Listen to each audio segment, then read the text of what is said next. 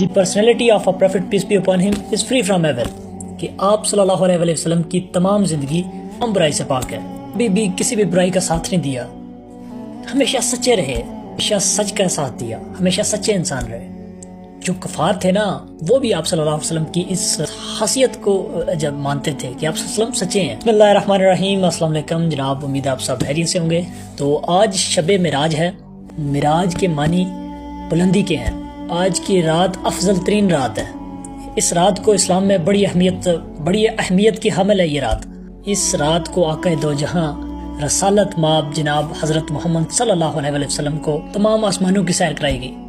تو شب معراج کے حوالے سے آج ایک مختصر سا قصہ میں آپ سے شیئر کروں گا۔ 27 رجب کو آپ صلی اللہ علیہ وسلم کو کفار نے بہت زیادہ تنگ کیا، بہت زیادہ اذیتیں پہنچائیں، تو اللہ تعالیٰ نے حضرت جبرائیل علیہ السلام کے ذریعے ایک پیغام پہنچایا آپ صلی اللہ علیہ وسلم تک کہ اللہ تعالیٰ آپ سے ملاقات کرنا چاہتے ہیں۔ تو 27 رجب کو آپ صلی اللہ علیہ وسلم اپنی چچا زاد بہن ام ہانی کے گھر میں مقیم تھے۔ تو رات کے ایک مختصر وقفے میں آپ صلی اللہ علیہ وسلم نے 7 آسمانوں کی سیر کی۔ تو جب حضرت جبرائیل علیہ السلام حضرت محمد صلی اللہ علیہ وسلم کے پاس آئے تو انہوں نے کہا کہ اے اللہ کے محبوب، اللہ تعالیٰ آپ سے ملاقات کرنا چاہتے ہیں۔ تو حضرت جبرائیل علیہ السلام سمیت 50,000 فرشتوں کی ایک کثیر تعداد کے ساتھ ایک براق کے پیچھے ایک خوبصورت سفر کے لیے روانہ ہوئے۔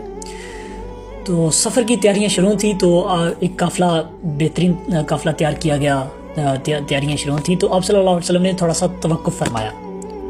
تو جب حضرت جبرائیل علیہ السلام نے اس توقف کی وجہ پوچھی، وجہ دریافت کی، تو آپ صلی اللہ علیہ وسلم نے فرمایا کہ اللہ تعالیٰ کی مجھ پہ تو بڑی نوازشات ہیں، وہ بڑا مہربان ہے میری ذات کے لیے۔ تو میں اگر چلا گیا تو میری پیچھے امت کا کیا ہوگا؟ جو پل صراط ہے وہ میری امت پل صراط کو کیسے پار کرے گی؟ تو اسی وقت اللہ تعالیٰ کی ذات کی طرف سے ایک بشارت ہوئی۔ اللہ تعالیٰ نے فرمایا کہ اے محبوب نبی، آپ اپنی امت کی فکر مت کرو، میں انہیں پل صراط سے اس طرح گزاروں گا کہ انہیں خبر بھی نہیں ہوگی۔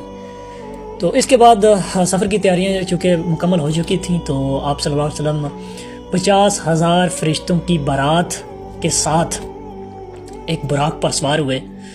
اس براق کی تیز رفتاری کچھ اس طرح بتائی جاتی ہے کہ ایک انسانی آنکھ جتنا دور دیکھ سکتی ہے ادھر وہ براق کا ایک قدم ہوتا تھا، اتنی تیز رفتاری تھی اس کی۔ جب روانہ ہوئے تو بہار کا موسم بن گیا، ہر طرف میں نور ہی نور پھیلتا چلا گیا۔ سب سے پہلے آپ صلی اللہ علیہ وسلم مکہ سے مسجد اقصیٰ پہنچے اور ادھر تمام انبیاء سے ملاقات کی اور ان کی امامت فرمائی۔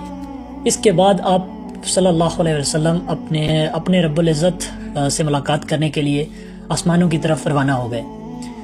ہر طرف آپ صلی اللہ علیہ وسلم جیسے جیسے بڑھتے چلے گئے، نور پھیلتا چلا گیا۔ تو اس طرح اس رات کو بڑی فضیلت حاصل ہے۔ اس رات کو افضل ترین رات بتایا گیا جو شب معراج ہے۔ ایک درخت ہے سدرۃ المنتہا، ایک بیری کا درخت اسے کہتے ہیں، عربی میں اسے کہتے ہیں سدرۃ المنتہا۔ تو سدرۃ المنتہا جو درخت ہے وہ ایک آخری حد ہے، اس سے آگے کسی بھی مخلوق کا جانا ممکن نہیں ہے، کسی کو بھی اجازت نہیں ہے اور نہ وہ جا سکتا ہے۔ آپ صلی اللہ علیہ وسلم کے ساتھ اللہ تعالیٰ کی ملاقات ہوئی، اور اس ملاقات میں آپ صلی اللہ علیہ وسلم نے اپنی امت کے لیے بہت کچھ مانگا، اللہ تعالیٰ کے سامنے روئے، گڑ گڑائے۔ جو 50 نمازیں تھیں، فرض تھیں، جو اس رات کو جو نمازیں ہیں نا، جو 5 وقت کی نماز ہے، وہ اس رات کو فرض ہوئی تھی۔ پہلے 50 ہوئیں، پھر آپ صلی اللہ علیہ وسلم روئے، گڑ گڑائے کہ اے اللہ، یہ میری امت ہے، اس کے لیے یہ میری امت ہے، اس کے لیے آسانی پیدا فرما، اس کے لیے آسانی کا۔ اور اسلام میں بہت زیادہ سختیاں تھیں، لیکن آپ صلی اللہ علیہ وسلم نے ہمارے لیے، اپنی امت کے لیے بہت زیادہ اس میں آسانیاں پیدا فرمائیں۔ تو یہ رات بہت جو ہے وہ اہمیت کی حامل ہے۔ ہمیں اس رات کو بہت زیادہ ذکر و اذکار کرنا چاہیے، آپ صلی اللہ علیہ وسلم کی شان پر درود شریف بھیجنا چاہیے۔ جتنی بھی عبادات ہیں وہ آج کی رات بڑی ایک فضیلت کی حامل ہے۔ تو اس میں جو آپ